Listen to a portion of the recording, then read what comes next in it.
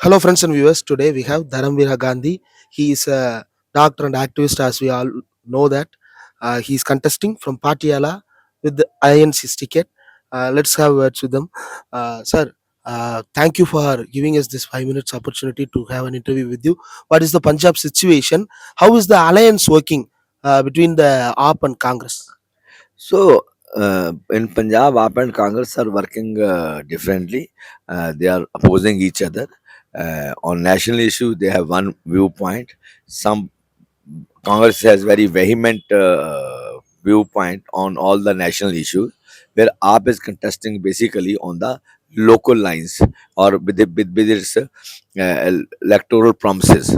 So we know from India lines as a part, Congress as a part of it, we know there are three main issues. One is the economic agenda. There's corporatization of India, sell out of India to the corporate world, especially two families of Mani and Adani, and then sell out of the national assets. Maybe railways, you know all that, maybe airports, seaports, and all that.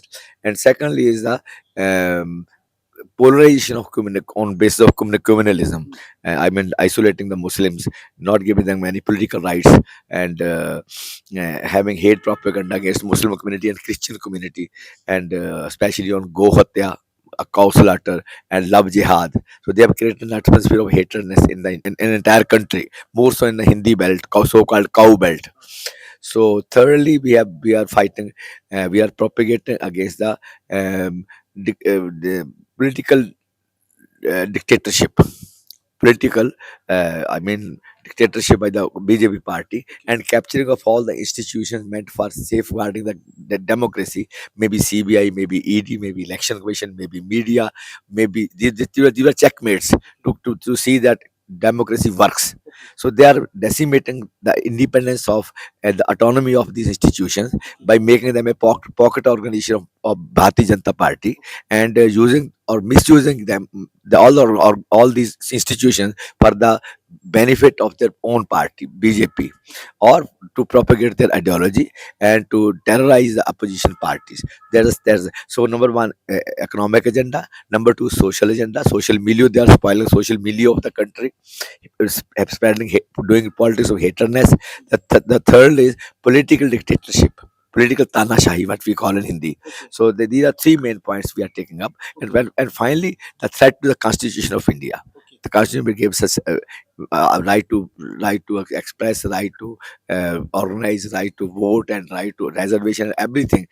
Baba Bhimrao Ambedkar has given us a very beautiful constitution based on best constitution of the world. So they are going to just do away with it and bring Manu Smriti, the basic ideology of RSS, into this Indian society.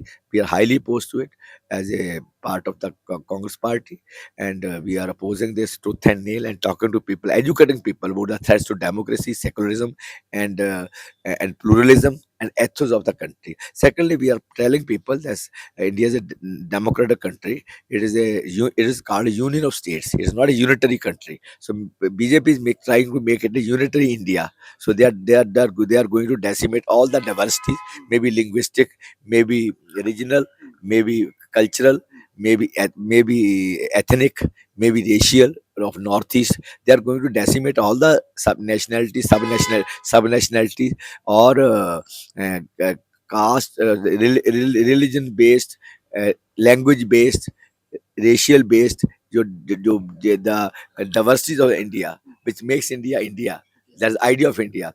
So they are going to harm this concept of unity and diversity also. So they are talking of unity, one country, one tax, one election, and all that. They are making a unitary India, whereas India is a multilinguistic, multicultural, multi-ethnic country. So that is not tolerable for us. So we are posing it to thin nail, teaching people, telling people the dangers of Bhajpa continuing in 2024 and further, and which is a threat to our democracy, secularism, pluralism, and idea of India itself. Are the people so receptive about when we are talking about constitution, political dictatorship?